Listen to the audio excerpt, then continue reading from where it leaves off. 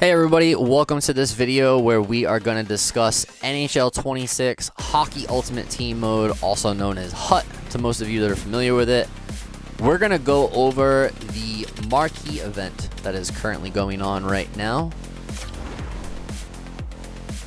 If you go into your sets and you find the marquee event, you'll see there's quite a few different ones in here. There are some collectibles that we can collect and gather up to also trade in. Here in our first one, you trade in 30 collectibles for an 84 overall marquee set bound player. That's what BND means, bound. What bound means is they're going to be stuck to your account and your team forever. You cannot sell them, you cannot trade them, you can't exchange them in for a different set. They are attached to you for the lifetime of playing NHL 26. I would not recommend doing this option because, like I said, then you're stuck with that player for the eternity of playing NHL 26. But it's an option cheap. I'm going to go over all the sets here, and then I'm going to show you how you can gather up some of these collectibles that they're talking about here. So the next set, we trade in 30 of these collectibles for an 82 overall marquee set player that is an untradeable player. That's what the UT stands for. By untradeable, that means we are not able to sell it in the auction house. However, you are able to cash that in an exchange set for something else. So this is a good option. This is a good value.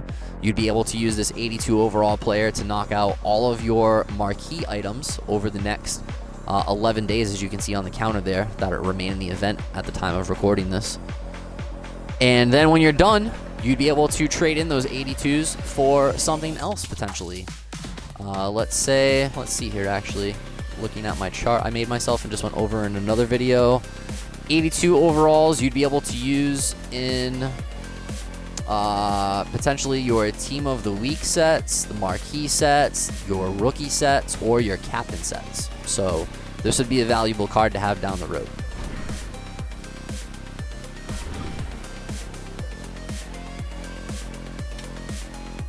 Moving on, here you can trade in 30 collectibles for an 80 overall marquee set player. This one has no bound or untradeable next to it, so that means it is a tradable card. So you could sell it in the auction house. This might be of value to you if you're just trying to build up your coins potentially, because you could sell it and therefore you'd be able to build up the coins.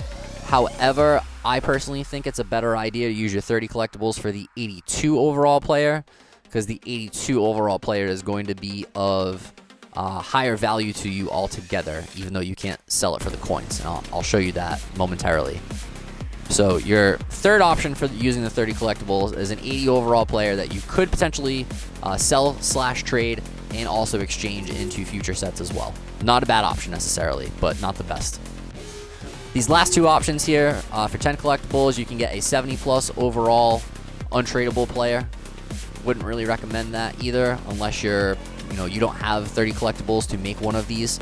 Then obviously use the 10 and try and get your 78+. The 78+ will help you out because in the next screen back I'm going to show you, you need some 78+ players in order to get an 82 or an 80 overall marquee player.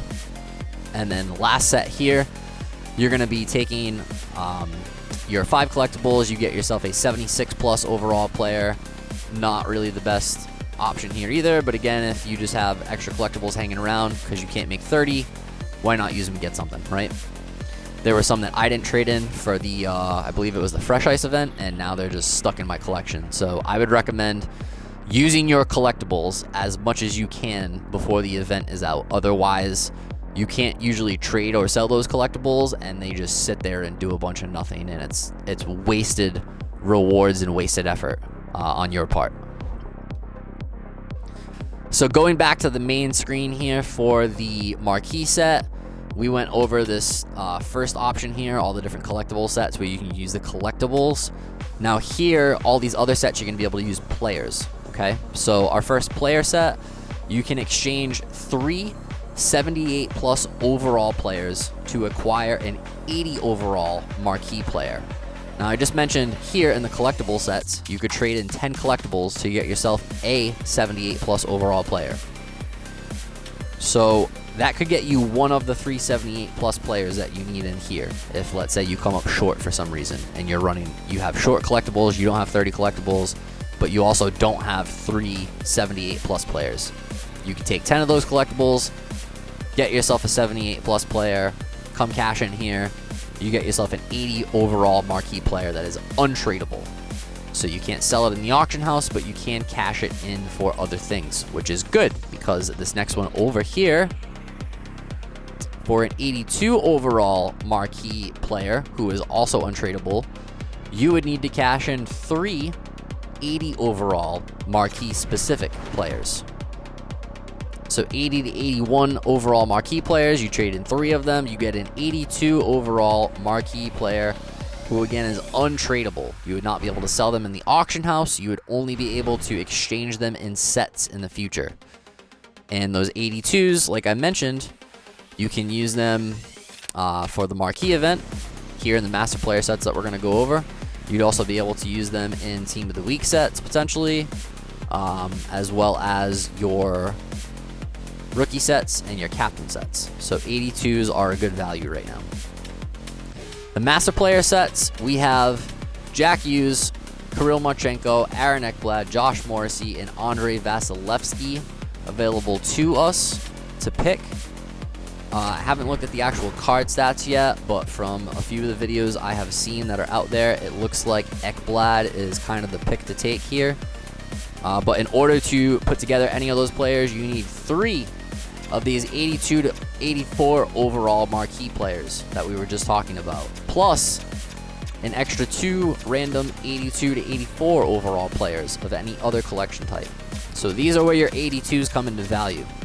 This is why I would recommend trading in all your lower stuff to get you up to 82s, and then once you get past 82, there's kind of much more limited selection of what you can use your cards for.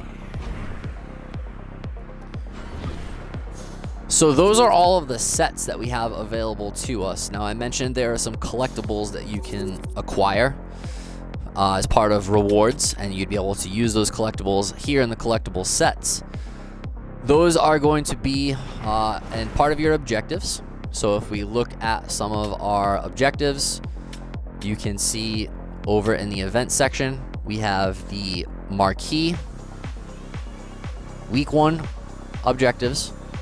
If you complete all 8, you get yourself an 82 overall marquee Johansson, who is also an untradeable card. So again, you wouldn't be able to sell it in the auction house, but you could take that 82 and trade it in with your other potential 82 to 84s and get yourself an 85 overall master player set, marquee player.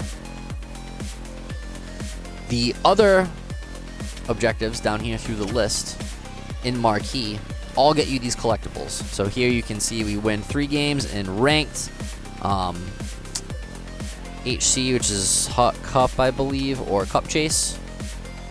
Same thing here, we got to take shots with any marquee player. We have to get assists in one of those modes with the marquee player. We have to score goals in any of those modes with the marquee player. And we got to complete 25 games with marquee players in any of those 3 modes as well. The other ones that I've already completed, these don't need to be specifically in those kind of one of those 3 modes that I mentioned, ranked, HC, or Cup Chase, sorry. So win 1 game in Cup Chase. Obviously, you need to do it in Cup Chase itself, but you don't need to do it like with a marquee player or anything like that. And if you win this one, it gets you an 80 overall marquee player that's bound to your account. Not necessarily good that it's bound to your account, but you need a marquee player in order to do these other objectives.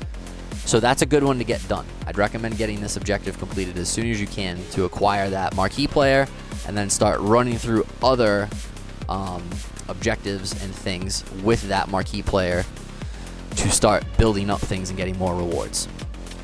So as you can see, all these here, they're giving you collectibles, which are good. You can take those collectibles, you can trade them in. This challenge specifically, like I said, you get an 80 overall marquee player who is bound to your account.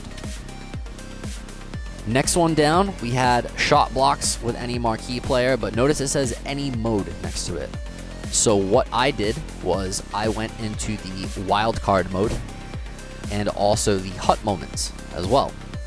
And I played between those two modes where you can use these marquee players, some of them to you on loan that you don't even need to buy, and use your own coins, which is awesome, specifically the wild card event. And you play and you complete these objectives that say any mode next to them, and you get credit for it, which is great, without having to actually own the card per se, right? So we got the shot blocks, that got us a collectible, and then we got body checks or stick checks with any marquee player as well, and that also got me a collectible. And again, I completed both of those between wildcard and HUT moments, which I'm going to show you next. That's the other way that we can go and get our collectibles.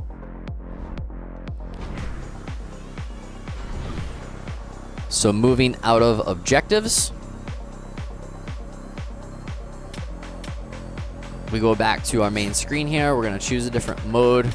As I mentioned, wild card is available, right? So this week, if we look at the reward path, you'll see in the reward path are all marquee collectibles minus level 1, which is 2,500 coins. You keep collecting one marquee collectible all the way up until you get to level 9, then you get 2, level 10 you get 3, 11 you get 4, at level 12 you get 5, which is awesome. What I would recommend doing for wildcard to get these as fast as you can and as easily as you can, play wildcard online. And I say that very wearily, I guess. I am not an online player. I am trash online compared to the guys that play on Superstar and All-Star and have been playing for years. I've only been playing for about a year with Hockey Ultimate Team stuff.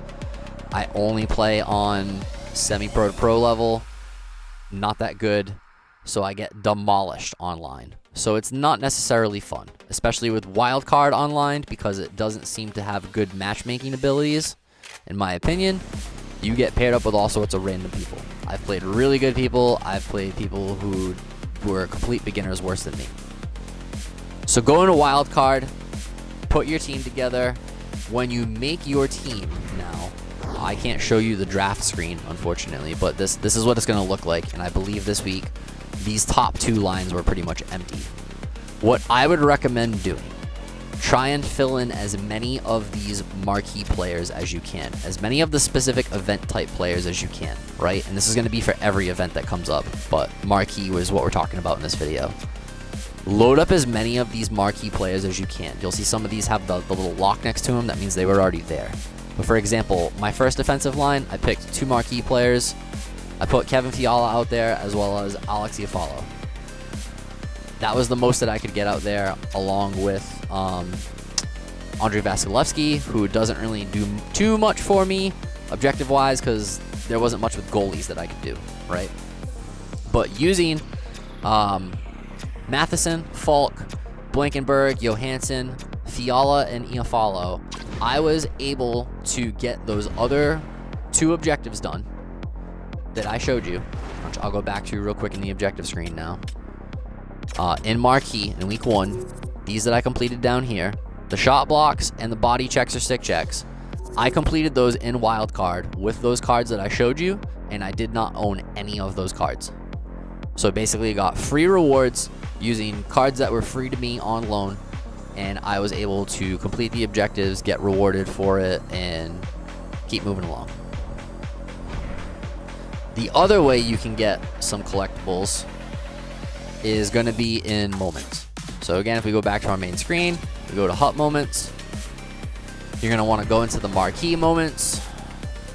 And now here, I'm sorry, you don't get collectibles in here, but it's rewards that will help build you up in order to cash in still for marquee players. So we have 5 different moments in here to choose from for your marquee moments. This first one here, we had to win the game as Vasilevsky. It position locks you on goalie. Helpful hint, when you go into the actual game, you can undo the position lock. You don't need to play goalie. So if you're not comfortable with playing goalie, you can go play as whatever other player you want, or just leave the position lock completely off. You can control the puck a little bit better, not even let it anywhere near your goalie and have to worry about letting in a goal, and then you win the game. That one's super easy to do. This Jack Hughes one, score goals with Jack Hughes. It's on semi-pro. It was pretty easy to complete. This one, again, doesn't position lock you in, so you can position lock yourself or not. It's up to you. You're in overtime, so it's 3-on-3. There's a lot of ice to move around with. This one was pretty easy to complete as well. This one gets you 2,000 coins. Third challenge is going to be the Aaron Ekblad moment. You need to get assists with Aaron Ekblad. On semi-pro, you're in the third period, up 4-0. It's a 3-minute period. This one was also pretty easy to get done. Completing this gets you a 78 overall player that's untradeable of any collection type. You need those 78s, like I showed you before in the sets, in order to cash in for an 80 overall untradeable marquee player. And then you need those 80s in order to cash in for an 82, and then you need the 82s to cash in for an 85, right? So we just keep building up the ladder. So moving down, the next one is Josh Morrissey. You have to get 2 points of Josh Morrissey on pro in a 2-minute period. You're starting in the second period down 2-1. I got to admit, this one took me a little bit longer than I wanted to. Again, I'm not that great of a player, unfortunately. So this one took longer than I would have liked, but I got it done. I got myself a random 70 overall player, again, that I can use to go cash into my marquee sets.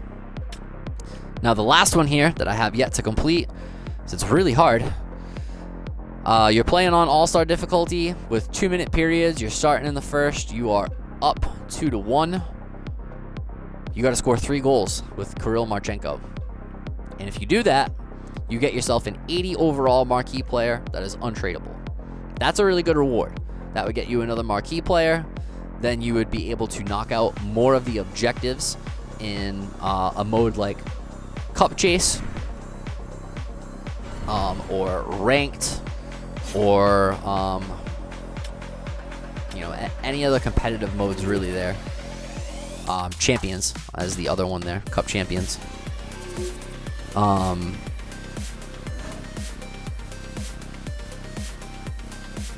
So that's how you can get different collectibles, different players in order to cash in for your marquee sets and get the most that you can out of all of your marquee collectibles, get your marquee players, your marquee master player sets, get all those put together for yourself. That way you can get the most value of all your rewards.